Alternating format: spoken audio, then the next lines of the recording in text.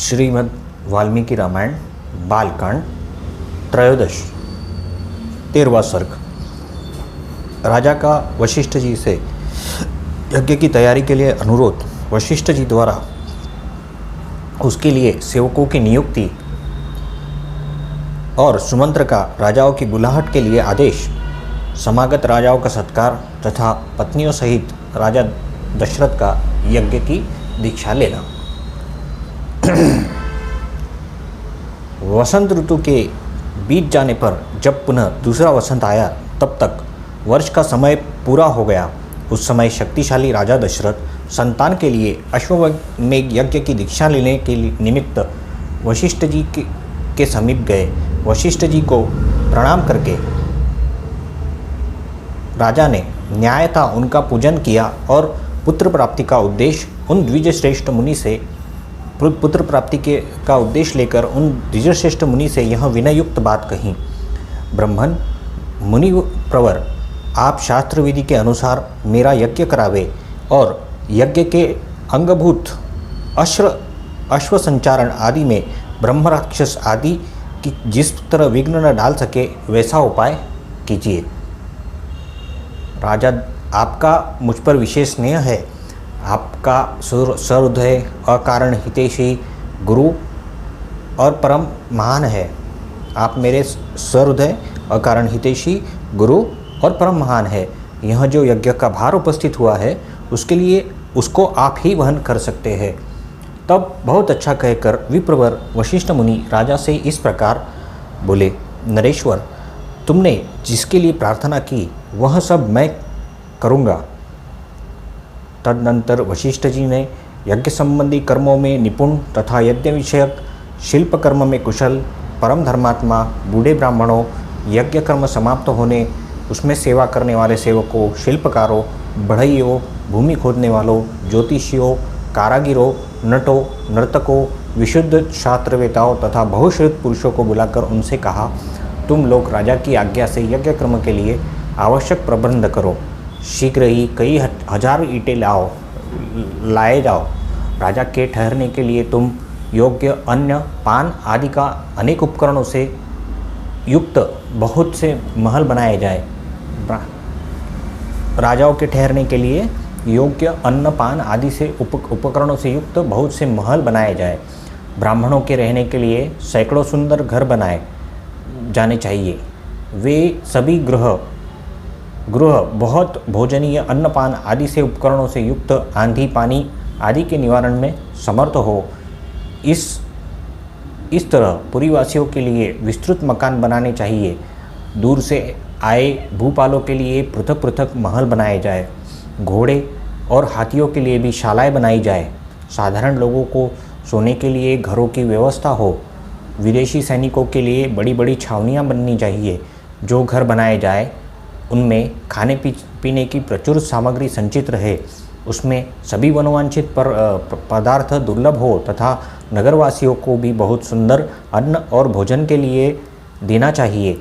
यह भी विधिवत सत्कारपूर्वक दिया जाए, अवहेलना करके नहीं। ऐसी व्यवस्था होनी चाहिए जिससे सभी वर्णों के लोग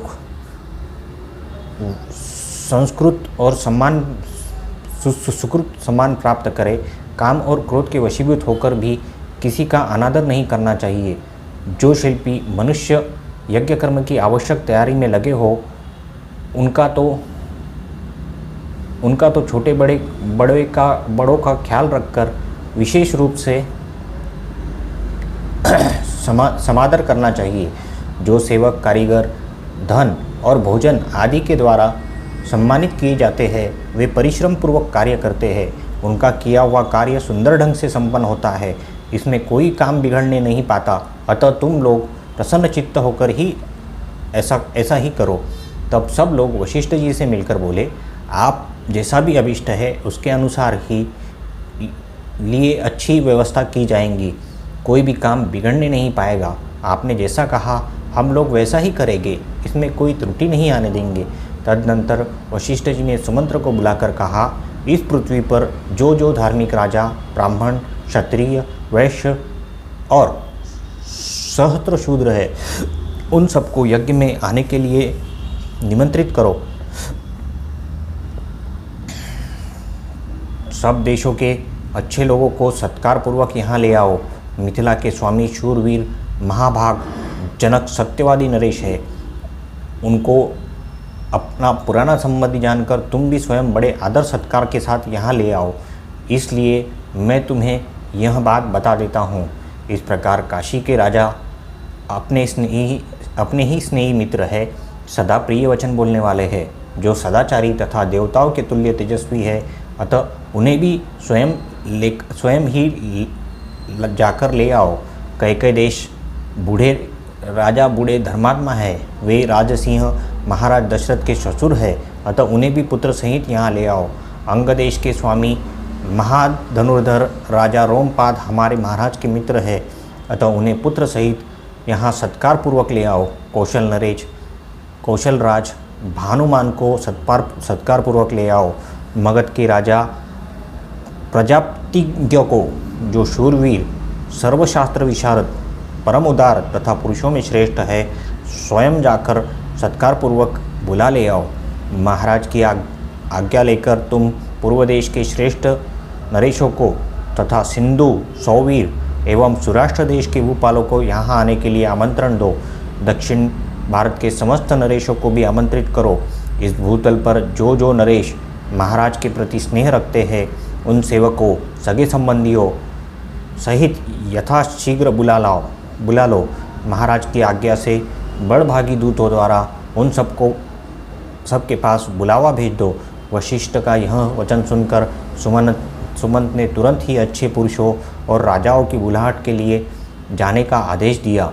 तब बुद्धिमान धर्मात्मा सुमंत वशिष्ठ मुनि की आज्ञा से खास राजाओं को बुलाने के लिए स्वयं ही गए। यज्ञ कर्म की व्यवस्था के लिए जो सेवक नियुक्त किए गए थे, उन सब ने आकर उस समय तक यज्ञ संबंधी जो कार्य संपन्न हो गया था, उन सब की सूचना महर्षि वशिष्ठ को दी।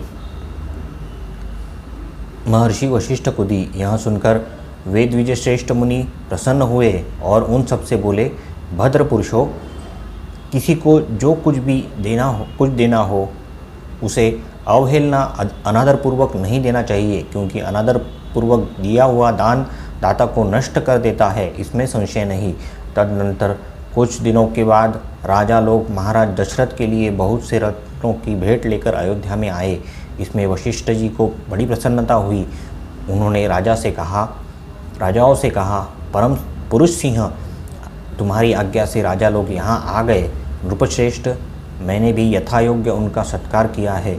हमारे कार्यकर्ताओं ने पूर्णतः सावधान होकर यज्ञ के लिए सारी तैयारी की है, अतः तुम भी यज्ञ करने के लिए यज्ञ मंडप के समीप चलो। राजेंद्र, यज्ञ मंडप में सब और सभी वांछनीय वस्तुएं एकत्र कर दी गई है। आप स्वयं चलकर देखें, यह मंडप उतना शीघ्र तैयार किया गया है मानो संकल्प से बन गया हो। मुनिवर वशिष्ठ तथा ऋषिशृंग दोनों के आदेश से शुभ नक्षत्र वाले दिनों को राजा दशरथ यज्ञ में राजभवन से निकले। तत्पश्चात वशिष्ठ और सभी श्रेष्ठ द्विजों ने यज्ञ मंडप में जाकर ऋषिशृंग को आगे करके शास्त्रोक्त विधि के अनुसार यज्ञ कर्म का आरंभ किया। पत्नियों सहित श्रीमान अवध नरेश ने यज्ञ की दीक्षा ली। इस प्रकार श्रीमद् वाल्मीकि रामायण, आर्ष रामायण आदि काव्य के बालकांड के 13वां सर्ग पूरा हुआ। वाल्मीकि ऋषि की जय, वशिष्ठ महर्षि की जय, पवन पुत्र हनुमान की जय, सियावर रामचंद्र की जय।